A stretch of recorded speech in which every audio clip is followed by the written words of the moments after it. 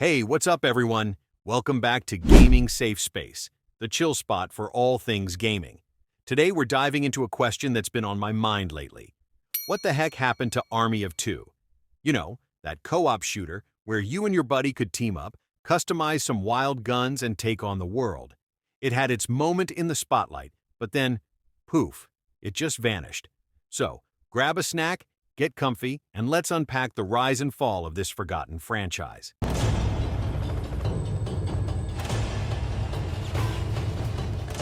Okay, let's rewind to 2008. Army of Two drops on Xbox 360 and PlayStation 3, developed by EA Montreal and published by Electronic Arts. The pitch?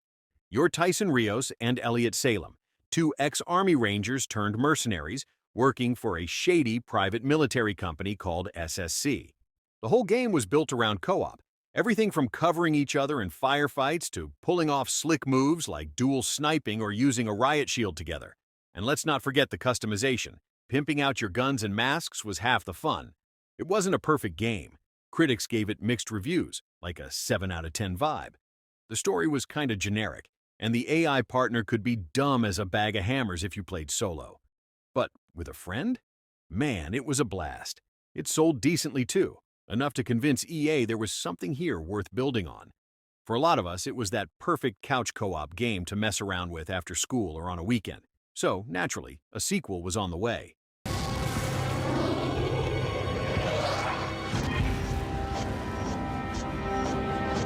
We've been tracking the movements of this so-called 40th Day Initiative. Fast forward to 2010, and we get Army of Two, the 40th Day. Same duo, Rios and Salem, now caught up in a chaotic disaster in Shanghai. This one doubled down on what made the first game fun. More gun customization, crazier masks you could even design online, and a tone that didn't take itself too seriously. The humor was ramped up, and it had these moral choice moments, like deciding whether to save a kid or grab a sniper rifle. It wasn't deep, but it added some replay value. Co-op was still the heart of it. Stuff like one player parachuting while the other shoots enemies below was peak teamwork. Reviews were still mixed, but fans loved it. For me and my buddies, this was the high point. We'd spend hours laughing at the dumb one-liners and perfecting our strategies. It felt like Army of Two had found its groove, and a third game seemed like a no-brainer. But then, things took a turn. Bro. Permission to engage. Permission? Just engage. I'm not jumping the gun here. Here's your permission. Now engage. Okay. Enter 2013 and Army of Two. The Devil's Cartel rolls out. This time, it's developed by Visceral Games. You know, the Dead Space crew, using the Frostbite 2 engine. Sounds promising, right? Well, not so much. EA billed it as a reset for the franchise, aiming for a grittier, more serious tone. Rios and Salem are sidelined. Rios is injured early on, and Salem, get this, turns into a villain after going nuts in the 40th Day's ending. Instead, you play as Alpha and Bravo, two generic operatives with no real names, fighting a drug cartel in Mexico. The problem? They stripped out what made Army of Two special. The crazy co-op interactions, like boosting each other over walls or the goofy charm, were toned down.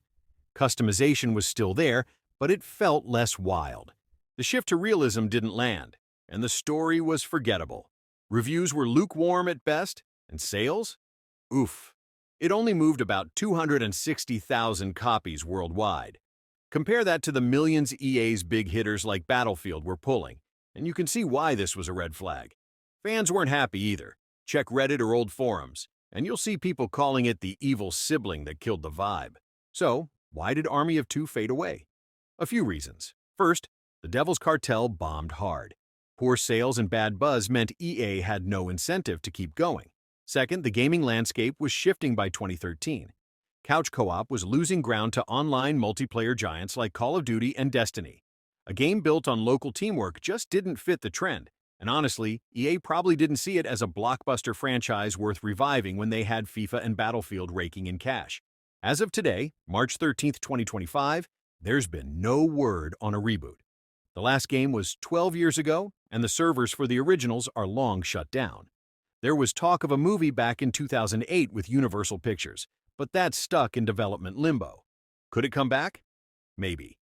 Co-op's making a quiet comeback with games like It Takes Two, so a modern army of two with online play and that old-school charm could work. But for now, it's a relic of the late 2000s, locked in our nostalgia.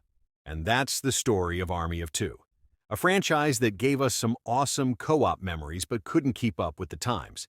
What do you think? Did you love these games? Or do you think they're better left in the past? Drop your thoughts in the comments, and if you want more deep dives like this, hit that like button and subscribe to Gaming Safe Space. Until next time, keep gaming, stay safe, and I'll catch you in the next one. Peace out.